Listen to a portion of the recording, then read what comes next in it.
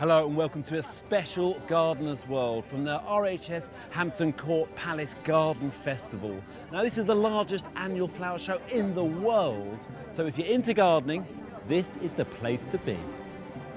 From the creativity on display in the show gardens to the splendour of the floral marquee, this is the place where garden designers and passionate growers get to showcase their very, very best. Whether you are new to gardening or a dab hand, this place is full of ideas and inspiration to get everybody growing.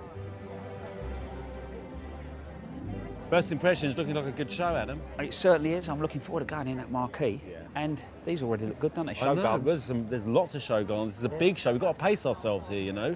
I've already seen some really great stuff. Yeah, looking forward to getting stuck in. On tonight's show,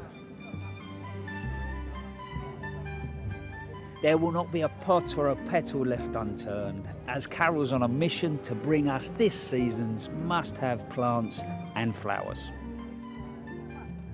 we'll meet a first-time designer whose show garden is based on minimal maintenance to create maximum effect. The ethos is about introducing new gardeners to more sustainable ways of gardening with a small gravel garden. And if you've been watching Gardener's World, you'll know that Sue has designed her first ever show garden. After months of planning and hard graft, the big day is finally here. I'm not a designer, and it is a big ask but very exciting, so I thought I'd give it a go.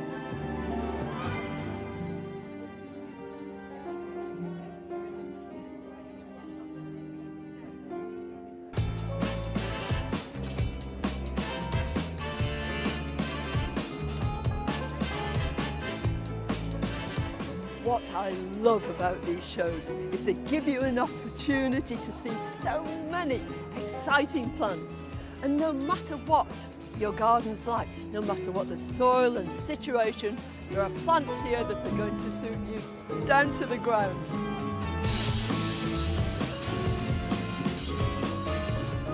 If you've got really heavy soil, then members of the buttercup family, Ranunculaceae, might be the answer to your prayers. On this stand there are several of them, and they're all utterly gorgeous. Look at this delphinium, these great statuesque spires, true flower power. And up above is another member of the same family with a totally different personality. This is Thalictrum delavei, with these branching stems, each one of them decorated with tiny flowers in just the same colour as the delphinium. Now, the thing is that not only is this show absolutely packed with the most wonderful plants, but there are also so many inspirational ideas about how to combine them.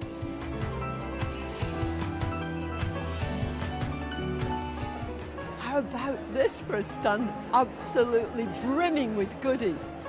Here's this hydrangea paniculata. It's called Wim's Red, and it's just glorious. With any hydrangea paniculata, if you want to make sure that you have strong stems with really big flowers, then you can go to town when it comes to pruning. Go right down towards the bottom, leave about this much, and then they'll produce these great big strong stems. But when it comes to this little salvia, this is a salvia called La Mancha.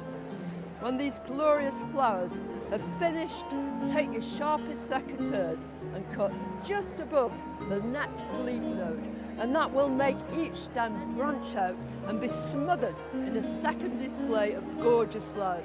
You can do that right through the season, and why not take a few cuttings, just short lengths from shoots that aren't flowering, put them around the edge of a pot of gritty compost, and you've got new plants for the next spring.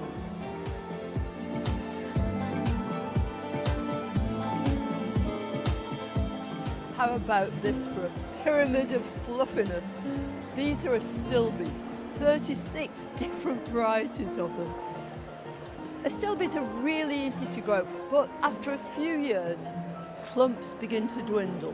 The flowers shrink in size, and the whole thing gets a bit disappointing. But you can do something about it. Just dig them up, preferably in the autumn, get your sharpest spade, and just go through the centre.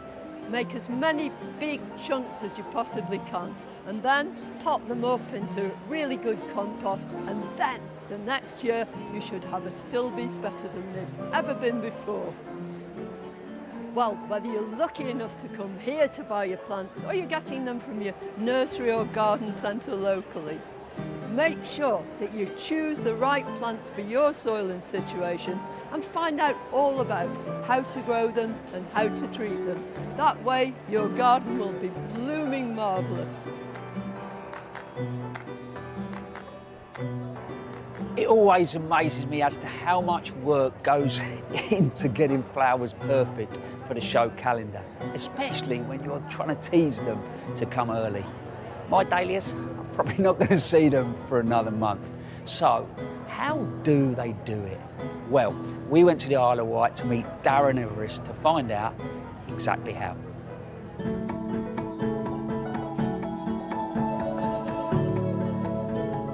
I fell in love with dahlias sort of when I was probably sort of 12 or 13, really. Started growing a few when I was sort of 13, 14, and I've never looked back since. I love the variety in the colours, the shapes, the sizes, the form. There's definitely a dahlia for everybody out there. It's my first time showing at Hampton Court, and it's my first time trying to get blooms out this early. So to get them out, I've had to grow them in the polytunnel to try and give myself a much better chance of having a decent cut. This year I've grown just under 3,500 plants. I've got a nice water lily dahlia, this one called Cameo, and it's a beautiful yellow, very pale yellow water lily dahlia. And they're called water lilies because it's as though they're sitting on a pond, and a very similar form to a water lily found on a pond. And then you've got this one, which is a miniature ball dahlia called Germander. It's a beautiful sort of salmony orange colour, probably the best miniature ball dahlia really there is on its day. This is a small decorative dahlia called Happy Diane, and the reason they're called decorative dahlias is because they've got quite a broad sort of oval shape petal with a tiny little point at the very end of it.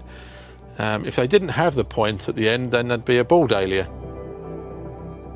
I've got a lovely bright purple miniature cactus here called Western Buccaneer. It's an absolute cracking flower. It's a beautiful purple, and then further up I've got my medium semi-cactus, White Moonlight. The reason it's a semi-cactus is because the petals start off quite broad on the inside of the bloom and become quilled as they come out towards the tips. A straight cactus bloom, the quilling will happen much closer to the centre of the bloom. I've got some new ones that I haven't grown before. They're called fimbriated dahlias, and every petal on them is split at the ends. So they look very frilly, and they're getting more and more popular. They're beautiful flowers. They're sort of a medium size, so they're going to grow between 6 and 8 inches across. Got a few in bud, and I'm just hoping and praying that they come good at the right time.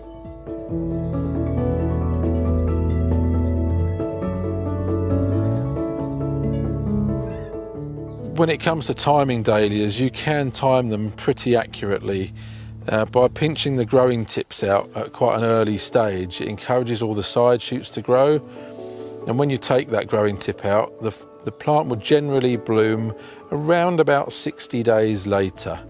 So if you work back from the date you want it to be in flower, you can work out when to pinch the growing tips out. As you can see from this plant, it's already flowering. You know, it's got one flower that's gone over, another bud that's about to bloom there. You really want to cut down to a break that hasn't formed any buds yet, and they're the ones that are going to give you your flowers in a few weeks' time. And I'll just work my way around the plant, finding the right place to take the next ones. And there we go, that's a nicely trimmed little plant. It's all nice and evenly balanced, and all these little side shoots that are coming out from the leaf joints, they're what are going to grow away very rapidly now. This will give you a much stronger, healthier plant, much bushier and covered in lovely bloom. Darren, you were hoping that they were going to be perfect. I reckon you've achieved it, haven't you? Pretty much so, yeah. They was pretty much as good as I could hope for. The bit that really stopped me in my tracks is the way that you're displaying them. They literally look like ornaments. Yeah, it was an idea we came up with last year. We just wanted to showcase the individual bloom, the symmetry that each bloom has. When you get up close and see them just on their own, it does have an effect, especially against a black background. You know, these are no different to dahlias you can buy anywhere in the garden centres, but these have been bred to be perfect. I'm redoing my front garden at home. If I was going to take one dahlia, go on, you tell me. Well, I'm going to mention this one here. It's called Jasudi Hercules. It's a little miniature cactus, what I call a value for money plant. You get lots of blooms. It's only going to grow to about 3 foot high, but smothered in flowers. And I can see over there you have got one of the fimbriated here. Yes, I've got the Normandy Delight out. It just about made it. I was worried about it all week. Every petal is split, so it makes a sort of lovely sort of, you know, frilly cushion shape, very much like a sea urchin. Yeah, it does. It looks like it could be on a seabed and you're snorkeling and come across it, you know. Absolutely. Well, mate, I'm sure the public are not only going to love those, but they're going to love you as well. So have a great week. Lovely. Thank you very much. Cheers. Thank you. It's great being able to appreciate the beauty of flowers close up in the floral marquee. And one of the joys of coming to an event like this is seeing how designers show them off together in their show gardens. This is a garden designed by Matthew Childs, and you look at it, it's absolutely joyous. And I think sometimes when we're creating our gardens at home, let's think about how it makes us feel. But actually, it looks quite complicated. In reality, it's not. This circular wall really sets the tone. It makes you feel safe, but then it's repeated in these water features around and even this sunken area here. And this is something you can do at home because it changes the eye line. Now I'm looking down on the plants. And if I sit down under the shady tree here, the materials sit well, the rocks, the gravel, the wall really starts to set the tone for the planting. Look at the wonderful combinations, the salvias, the achilleas, the euphorbias. He's played massively with shapes and forms, and he's delicate. The whole thing just seems absolutely alive. And little collections like that, we could definitely do outside our own back door.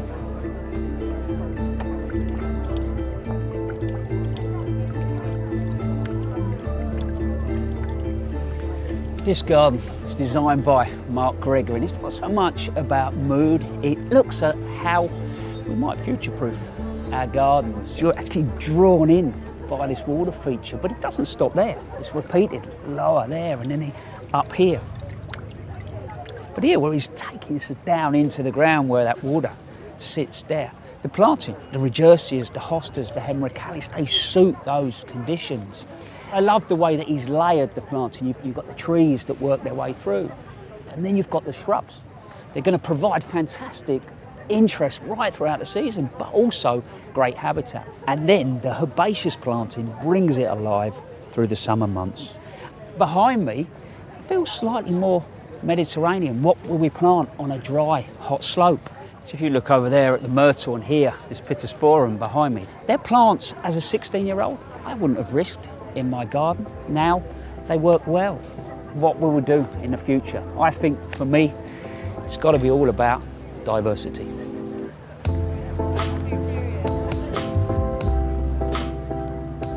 Now this feels completely different. There's a calmness, and the curved path instantly slows you down. You're looking at the detail of the plants. This garden's designed by Dave Green, and it's inspired by Japanese forest bathing, which for me is all about immersing yourself in that forest setting, but not just visually. What we can see, it's about what we can touch, smell, and look, these lovely little sort of pockets that more or less suck you in. It'd be rude not to. It's interesting, isn't it, when we look at planting, we can be a little bit fearful about shade, but here Dave's just really engaged in it and he's gone for it. So maybe we shouldn't be quite so obsessed as to how much colour we can add to our garden. Think about how many leaf shapes you can add to yours.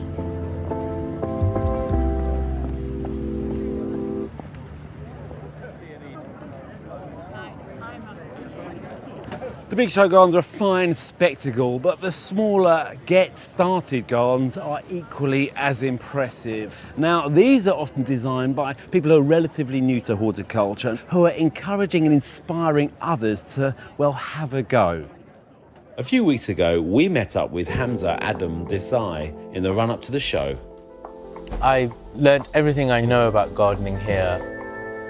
The square and the gardens were essentially my training ground. Where I live, we had extensive grounds which needed a lot of maintenance. So I asked the residents of the square if it would be okay for me to start tending some of these flower beds. So I started off with one single flower bed, and eventually I've ended up looking after the whole communal gardens of our square. It allows me to put plant combinations together. I have things like foxgloves growing here, and they're underplanted in the ferns because they can cope with a bit of shade. I was out here one morning and I decided that I would go back to college and retrain as a garden designer. Being at college gave me the confidence to apply for a show garden at Hampton Court. I didn't think that I would get a garden, but I just went for it, and I got accepted. It's a bit daunting. It's my first RHS show garden, but I'm also very excited. Gardening has actually changed my life. I worked as a graphic designer for 20 years. I used to spend long hours in front of the computer. In the winter months, I felt quite low and I really didn't know what was going on. So 13 years ago, I went to see my doctor, who diagnosed me with seasonal affective disorder and suggested that I do some form of outdoor activity. He mentioned a few things and gardening was one of them. And since I had a small window box, I thought, well, I could try that. And instantly, my mood changed, my whole outlook just changed, and I just wanted to be in the garden all the time. If someone would have said to me 13 years ago that I'd be doing a garden at Hampton Court, I probably wouldn't believe them.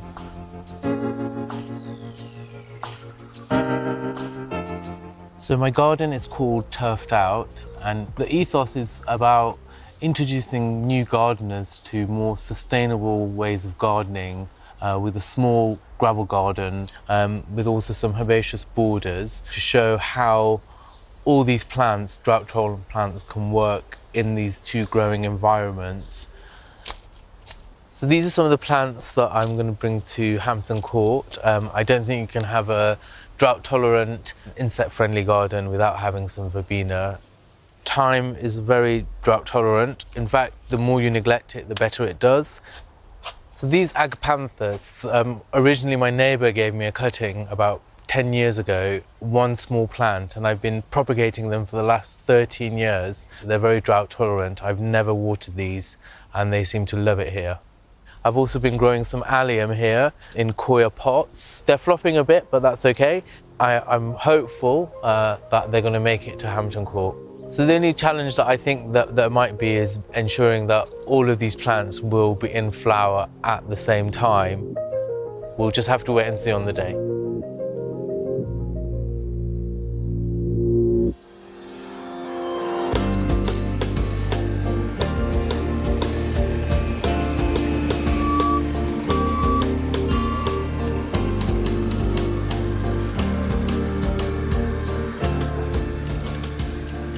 Finally at Hampton Court, so exciting to be here.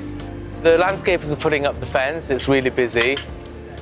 It's really interesting to see a patch of land because for such a long time you just saw it on a piece of paper, and when you see it in reality, it's actually a lot bigger than you imagined. All my plants have arrived and they look great. I love all the colours, it all works together really well, just how I imagined it. This is a Perovskia, lacy blue. It's a beautiful plant. It almost has a ghost-like quality to it, but there's a few discrepancies on the leaves, which, if I put it into the garden, they'll be very, very noticeable. The leaves do tend to go a bit yellow. It's just the plant letting you know that it's got too much water, but we just take out the leaves just to ensure that the plant is looking its best. The alliums have made it to Hampton Court. They've budded up, so I'm hopeful that they're going to come into colour. By the time we come to showtime, they will, fingers crossed, be ready.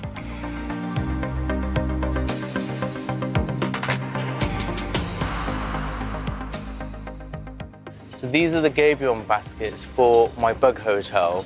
I'm going to fill it all with all these different logs, like that, and it's going to be a wonderful home for all those insects. I'm hoping that when people visit my garden that they'll be inspired, they'll take ideas away, and create some of the planting in their own garden, and hopefully start their own process towards sustainable drought-tolerant planting.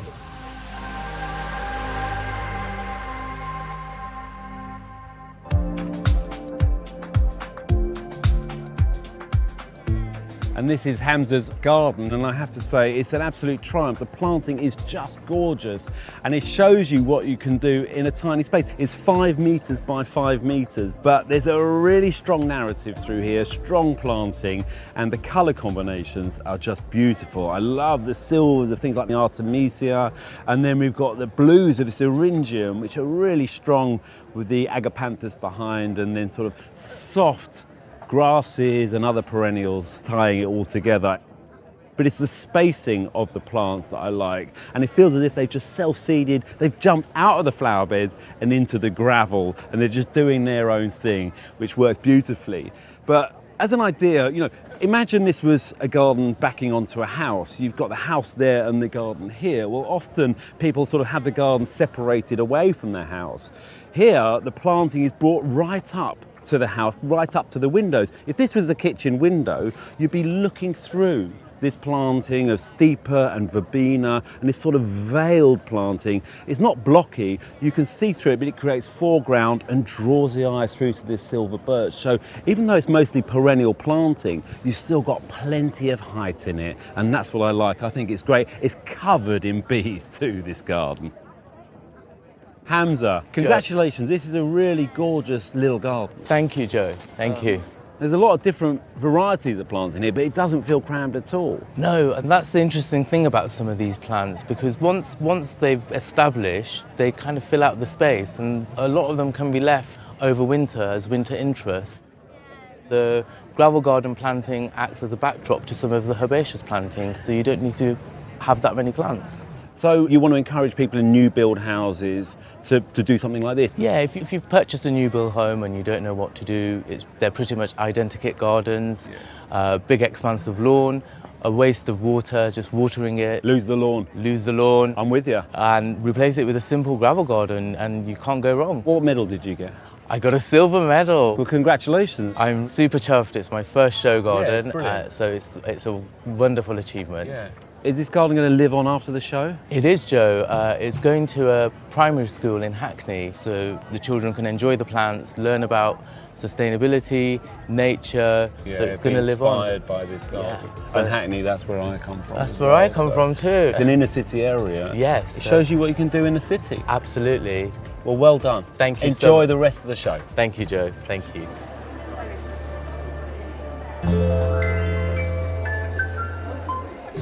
The Hampton Court Palace Garden Festival is the only RHS show where there's a whole marquee dedicated just to roses. There are so many in here.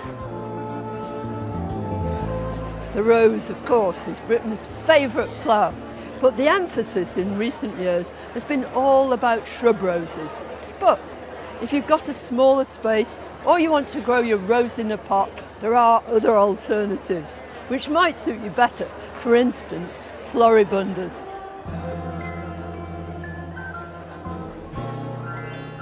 Now, floribunda just means loads of flowers, and many of them are single. Now, the great thing about single roses is that all the anthers are absolutely full of pollen, so pollinating insects can get right in there and feast to their heart's delight. I'm particularly fond of the colouring in this. Just look at that. Each petal changes gradually as it opens.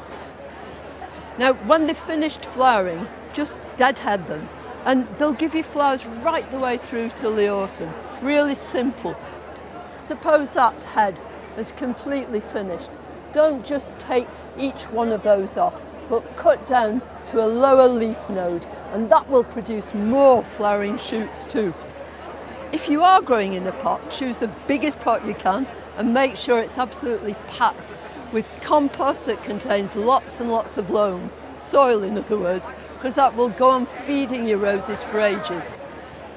You can give them a feed every couple of weeks all the way through the summer. Liquid feeds are good, and organic seaweed feed is absolutely ideal. It'll give your roses just what they need to keep them blooming. I don't know which one I like best really. So this is Birthday Girl, this is Eye of the Tiger, and this one, although I shouldn't show you really, is for your eyes only.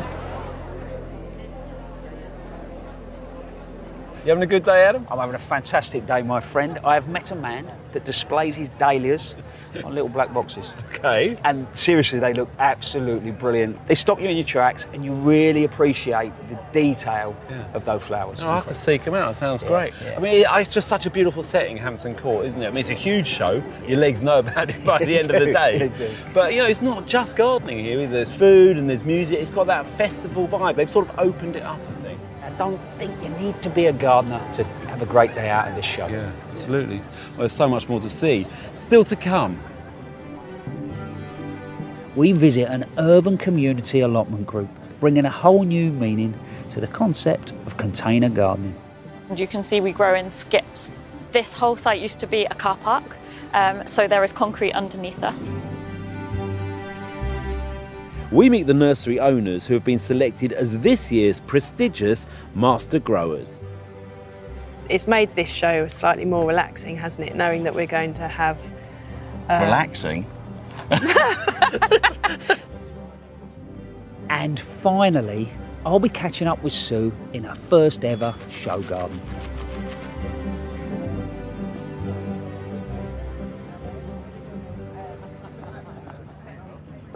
Now, it's not just ornamentals and design this year. Grow your own is a big theme too. And here on the River Cottage Market Garden, there's a fantastic array of vegetables.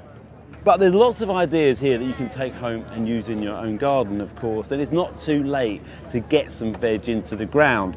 For example, just dotting in vegetables with ornamentals, and the ornamentals here, things like the scabious and the marigolds and the thyme edging this border here, bring in the pollinators to pollinate too. So you can mix them in, ornamentals and edibles together.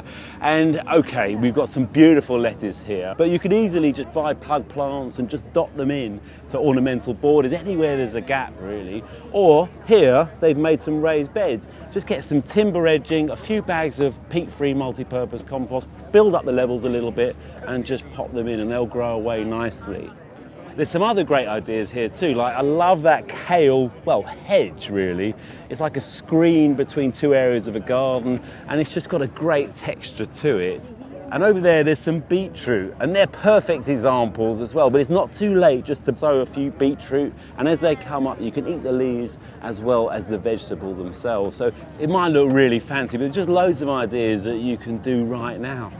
In fact, it makes me want to get home and just get gardening.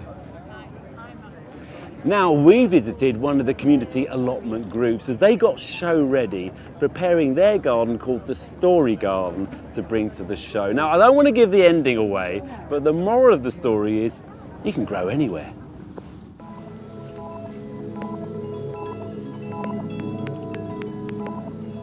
I'm Shireen, I'm the Community Engagement Manager. We're in the middle of King's Cross. I'm located in between King's Cross and Euston Station. One of the main focus here is around community growing and everybody's learning skills and sharing the produce and a connection to nature in an urban setting. We've got lots of butterflies, got bees here, we've got a lot of greenery. Come in here, you sort of forget that you're in London.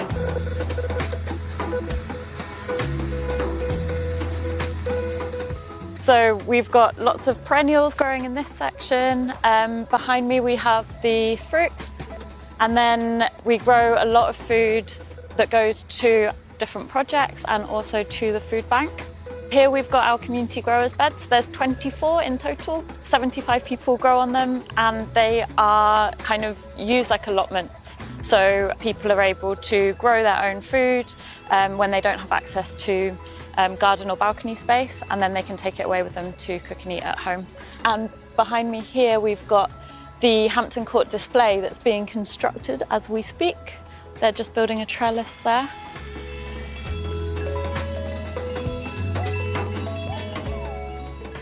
Everything here is grown in a container, partly because this whole site used to be a car park, so there is concrete underneath us. We're working a lot with the local community, making raised beds, and you can see we grow in skips. The idea is that they can be transported in skip lorries to new spaces. This is amaranth. It's a popular crop in the Bangladeshi community, and you can eat the leaves, but you can also wait until it flowers. It has these beautiful, vibrant flowers. And actually, I think these ones, they seed really easily by themselves. And I think something else was maybe meant to be planted in here, but they've overtaken them. So these are actually, they're technically weeds.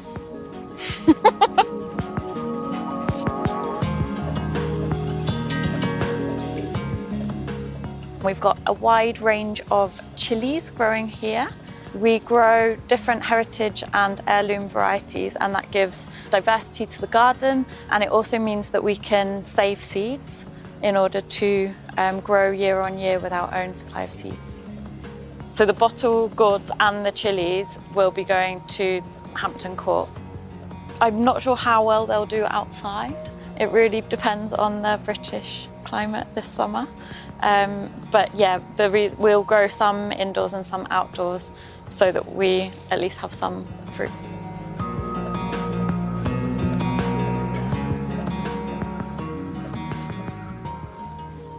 We have spinach there and some mustard around here. Well, these vegetables are from India and Bangladesh. The mustard, they will grow really tall. They'll go up to maybe this height, right? And then the flower becomes like really yellow, bright yellow flowers. And then we eat the leaves and we eat the flowers as well. It's very, very tasty. And the seeds as well, because the seeds are, actually this is a mustard, I think. And the seeds, we can take the seeds out and we use them in a lot of our spices when you're cooking curry and things like that. I've never been to Hampton Court, to be honest with you, so yeah, looking forward to it. I can't wait. I'll be very proud to take things from here to show people. I don't know if many people know about this mustard and things like that we can grow here. So yeah.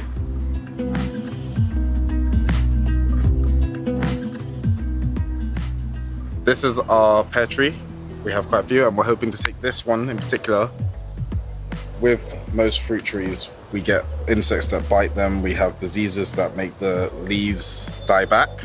And so we take them off, just cutting back anything that we think won't be beneficial. But we try and keep as many of the leaves as possible, just so that photosynthesis works naturally. The wood chip helps retain moisture, which is very beneficial. It holds all the nutrients and stuff. And then eventually it will break down, which adds more nutrients to the soil.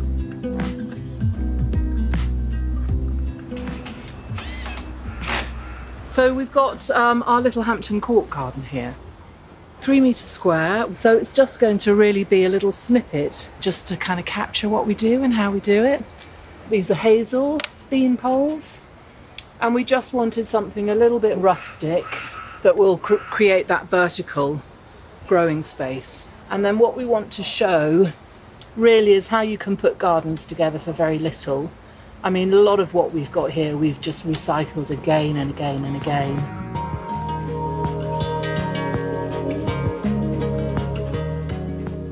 growers are really excited. We are really happy that we get to sort of take elements from the community and to have that present. I think it'd be great.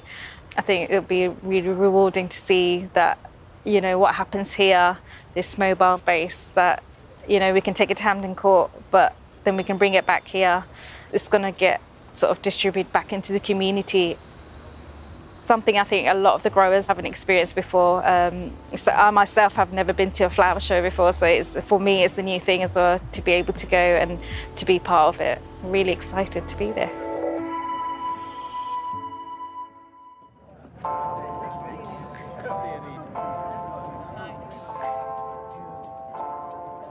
So this is it, their perfectly formed space. Would you believe this is about 3 metres by 3 metres? And with these raised beds, they have crammed so much in.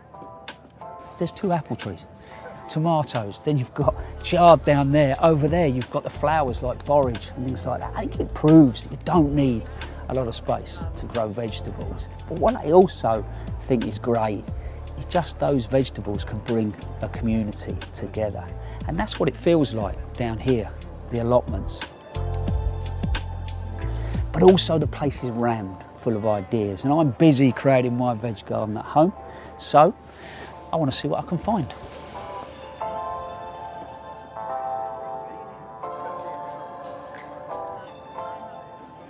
You want to grow spinach, but you haven't got enough room to big long lines of it. Look at that, climbing spinach.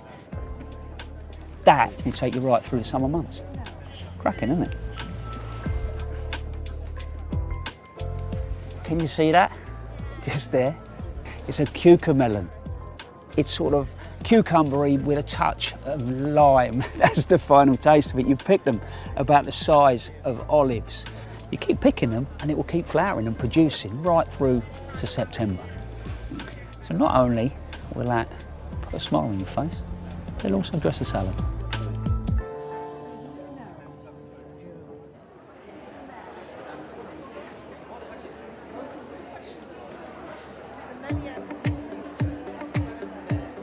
There are plants in this marquee, exotic plants from all over the world, but we can all grow them indoors.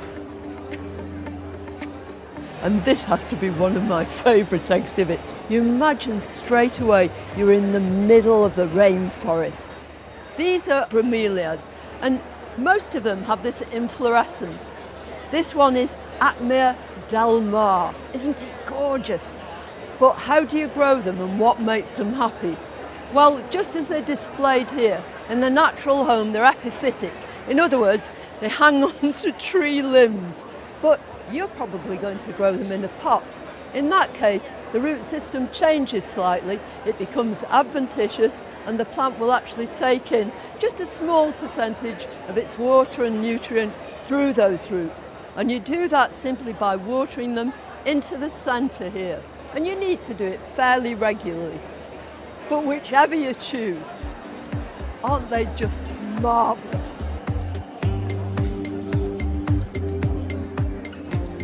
From the rainforest to the desert, this stand is just full of the most wonderful specimens of cacti and succulents you ever did see. But you too can grow them and grow them so easily. Their major requirement is light. Just imagine you're in a desert, the sun is blazing down. So a sunny windowsill is ideal, in fact the sunnier the better.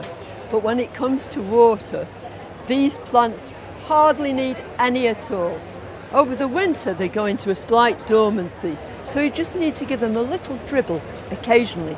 But in the spring, when temperatures begin to pick up and the plants come into growth, then you want to drench them, drain them and dry them.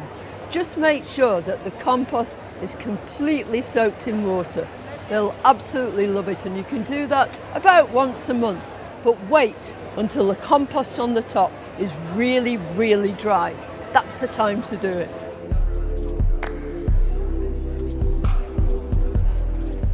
Back to tropical climes. Just look at this wondrous display. There are orchids here from all over the world. A lot of them are really, really difficult to grow, but a few of them are really straightforward. This is a Vanda orchid. It's called exotic purple, and it truly is exotic. Look at those luscious flowers with these velvety petals and these beautiful markings. And look, it doesn't even need any soil at all. All it needs is for you to occasionally spray it. Very best place to keep it is probably in your bathroom. And the great thing is, this will keep on growing upwards and upwards, but whilst it's doing it, it's making all these little offsets all down the stem. And when you see that one of these has roots of its own, you can actually detach them with a very sharp knife and give them an independent existence. And at that stage, you can hang it up alongside your mother plant all along the shower rail. Wouldn't it look absolutely gorgeous?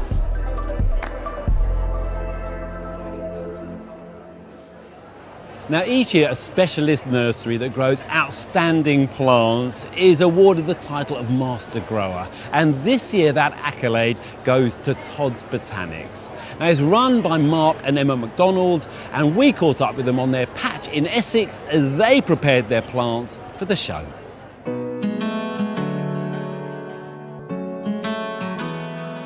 We grow a huge range of plants. The season normally starts with bearded irises, which we've always traditionally grown for Chelsea, and then we grow all sorts from salvias and bananas, cannas, dahlias, olives. Whatever takes our fancy. Yeah. We only grow things we like, really. Yes. Yeah. There's no point doing it otherwise. Yeah. Mark's a complete workaholic, doesn't know when to switch off, but when it comes to who does the most weeding and stuff on the ground, well, I've got a bad back. Yeah, he's got a good excuse.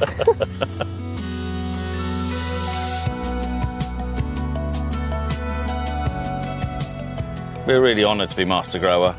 We've worked towards it for a number of years. I suppose we've worked towards being the best at what we can do ever since we've been growing plants.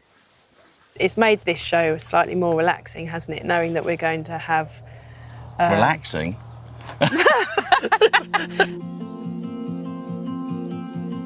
So it really is a lot of plants. Yeah. I mean, it's the biggest stand we've done. By about 3 or 4 times? Yes. The main challenge this year is the sheer quantity of plants we need.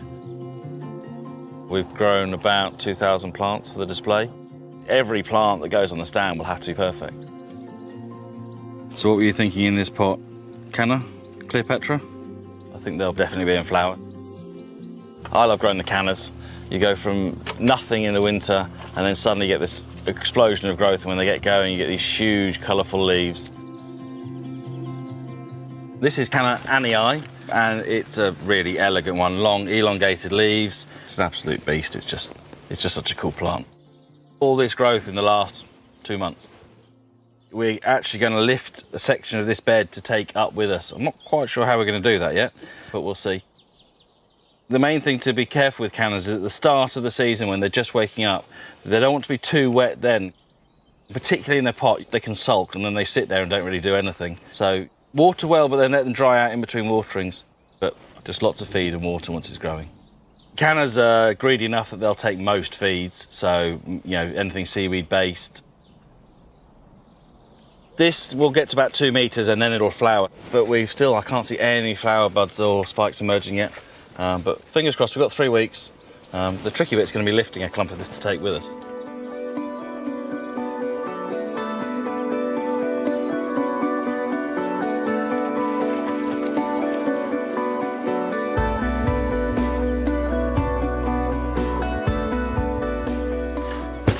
So this is Canna Durban, which is absolutely one of my favourite plants. It's just got these amazing leaves. When the sun's coming through them, you just get a different view of it every time you see it. It's just the colours through it are fantastic. And it has a beautiful orange flower as well that towers above it. So cannas aren't fully hardy plants. In theory, you should lift them like a dahlia tuber and dry store them. There's a rhizome in here, and that's the bit you want to protect because all this will die to nothing in the winter. We find we get about 90% of our plants come through by leaving them outside. But one of the things we can do to help our numbers is we can divide the plants up, make more plants, which means you've got more chances of successes in the winter. See lots of nice fresh roots. So let's break this root ball down a bit. which is a bit brutal, but it'll cope with it. If you want them for your garden, you want to have nice, good-sized clumps. So I'll probably only split this once more here. So then we'll make one clump there, one clump here. So let's see if we can get a knife in there.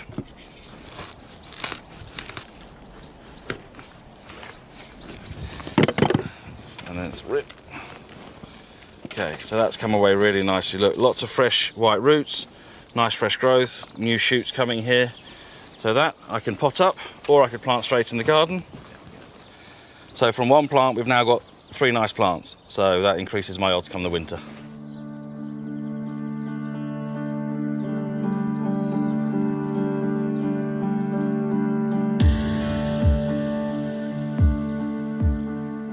Here we've got our grasses that we grow on mainly for the displays actually. Certain varieties, like Steepa gigantea for instance, we absolutely love because it's so useful for our show stands. But it sends up lots of these beautiful flower heads May time really, and they stay looking great right through till the frosts have hit them. Helps break things up and just give a bit of movement. Even in the marquee you get a little bit of a breeze through on a hot day and it's lovely. We've also got Calamagrostis overdam here, which is a lovely variegated upright grass with the nice purple tints on the flowers at this time of year. For the display, the plants need to be absolutely perfect, right down to pot level. So those last few days we'll spend time trimming away things like this, and any leaves that might have a little bit of just drought damage, they will have to come off just to show off the nice variegation and the nice flower heads further up.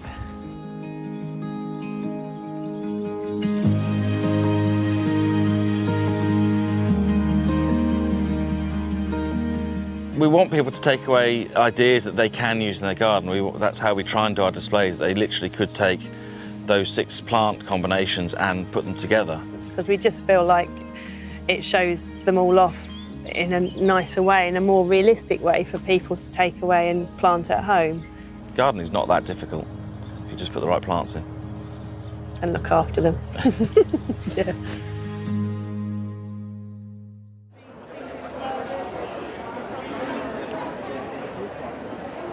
Well, congratulations, being Master Grower. It's a big thing, and Thank you. You've done it proud. I mean, this is a wonderful exhibit here. Thank you. I was expecting to see a little bit of a bigger clump of the Anii over there, but you know, we still made it. We dug up 2 big clumps and one completely failed. It didn't cope with being dug up on a 30-degree day, funnily enough. Only about a week ago. Yeah, I was really pleased that one made it. Yeah, well, it gives the height, doesn't it? Absolutely, Yeah, But it really sets off pleased. the one in front. That is absolutely stunning, that foliage. Yeah, fantastic. Yeah, Tropicana Black, it's brilliant. Lovely dark colour, lovely flower. It's a really good goer. I love this combination here, through here, because you're really showing people how to put colours and plants together too. Yes. But, I mean, that totally tangerine dahlia, I've never seen that before. Yes, no, we love that one. Complements things like Dahlia Ambition and the Verbenas and even the blue in the Agapanthus really nicely. Now, this is a big exhibit. You packed it full of plants. Yeah, 12 metres long. It's by far the largest we've ever done, or will ever do. Oh, yes. Just for the display, we grew a couple of thousand, and 3 weeks ago we had 4 flowers on the nursery. We've had some terrible cold nights, really slow growth, so it's been a really tricky growing season. And we brought 3 van loads of plants up thinking that's about a van load too much, and we used every single plant. Well, congratulations. It looks great. People are absolutely loving it. Fantastic. Well Thank you. Thank you very much.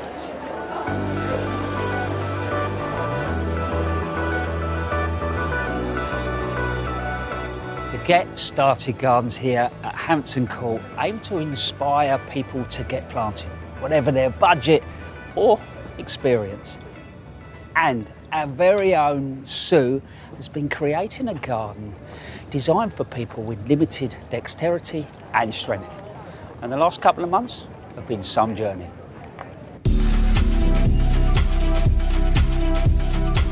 Since accepting the challenge of building a garden for the Hampton Court Palace Garden Festival, it's been a whirlwind.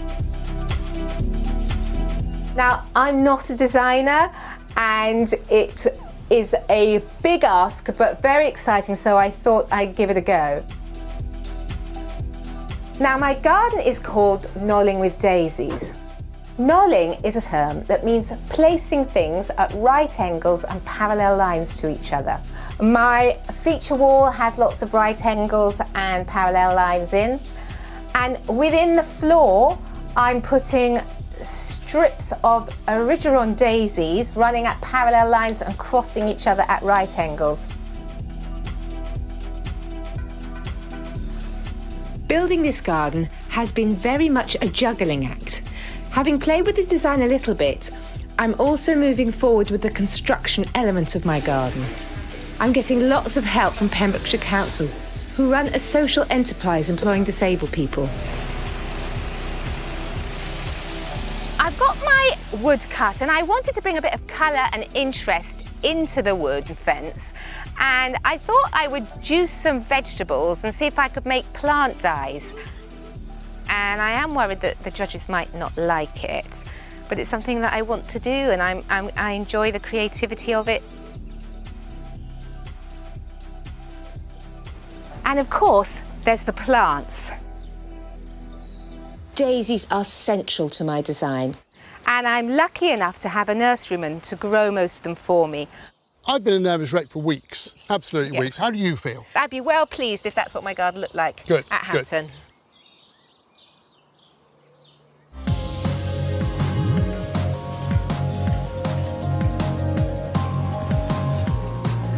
Morning, guys. So I've arrived at the garden and it's looking really good, and it's actually coming to life, which, you know, is a real treat to be able to do this. The walls were the first thing to go in, and they're looking a bit bare at the moment, but once they've got plants in front of them, they're going to look great. I'm pleased with the beetroot in this wall, but the turmeric, which is yellow, I think we made too much of a diluted mix, so I'm going to make a stronger mix. But the green's completely disappeared, and I think it needs more coats to really bring it up and stand out.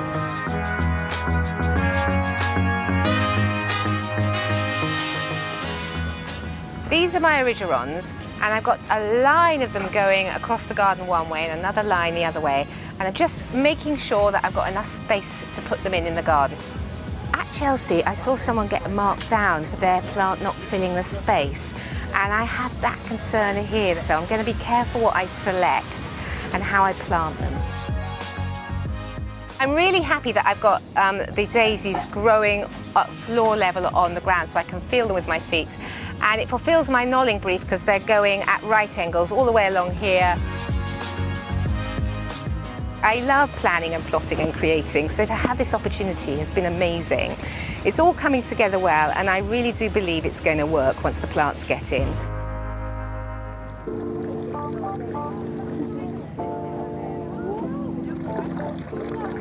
First thing I've got to ask you, designer to a designer, have you enjoyed it? I have enjoyed it a lot, actually. The build especially. Yeah. Seeing it all come together, I've really enjoyed that step by step building up this thing, and it's been good. Where did that first inkling of an idea come? Maybe at 4 o'clock in the morning? It was at 4 o'clock in the morning, and it was, what do I like to do? What do I need to do in my garden? I need to lie down and sit down, but I need to do both in a small space. And also I thought, what if I didn't have anybody to help me? So I went from there, and how would I create a garden? So a garden that didn't need electric tools, that didn't need hedge cutters, that didn't need mowing, that I could manage all the plants, so they all have to be soft and perennial, and the thornless rose, because I had to get so close. The apple trees that were not big trees, but I could get right up and close and personal to everything. So that's how it all started. And first thing I've got to ask you is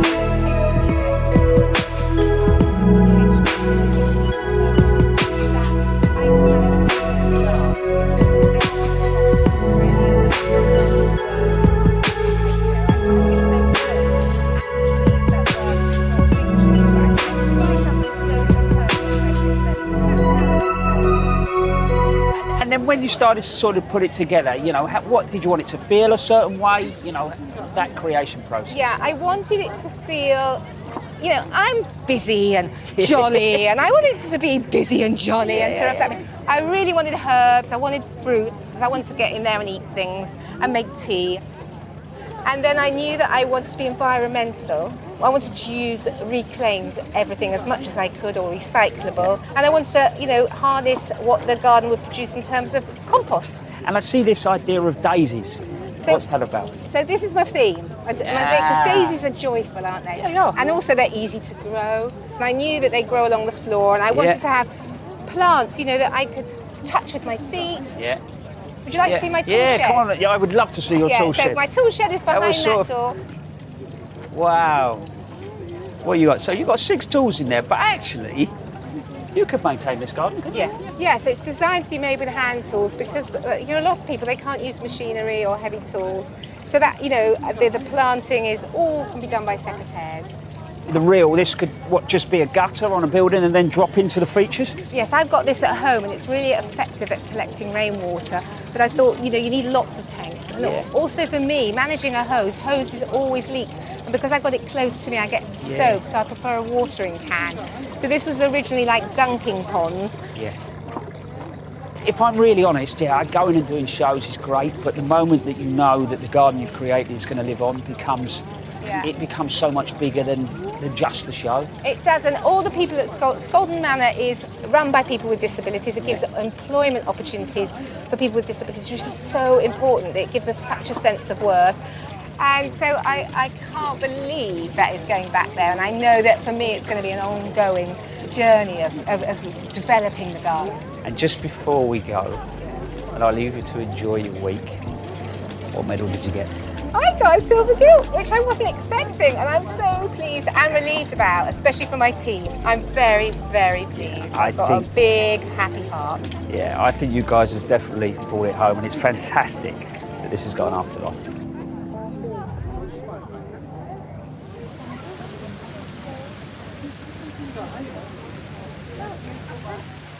Well, it's been a great day, hasn't it? I've had a lovely day. Yeah, brilliant. One thing I've seen, I know you saw it earlier, was the forest bathing garden, because it all got really hot and there's people, you know, everywhere, and I thought I need somewhere to chill out, and I just walked through there. It cooled me down, and also just being surrounded by sort of dappled shade and greenery, absolutely beautiful. Yeah, you can more or less feel your heart rate just coming down. Slow down. Yeah. How about you? Have you seen something special? I have. Something that caught my eye that actually made me smile as well. There's a 3-legged, bee house in the River Cottage garden. Okay. Oh, that's quite a big thing. I've seen it. Massive. Yeah, massive. Yeah. I was in there yesterday thinking, what is it? And I worked out it's obviously where bees can go in. Yeah, it's very sculptural as well. It's a nice... Okay.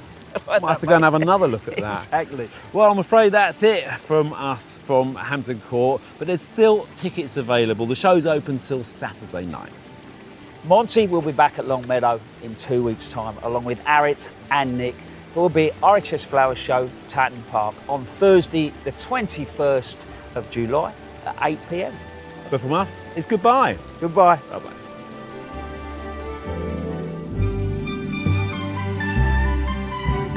From dolphins to red squirrels, explore Wales's biggest islands by land and by sea, Yellow's Anglesey on iPlayer. And discovering the importance of movement and getting outside, take a listen to the new Joe Wicks podcast on BBC Sounds now.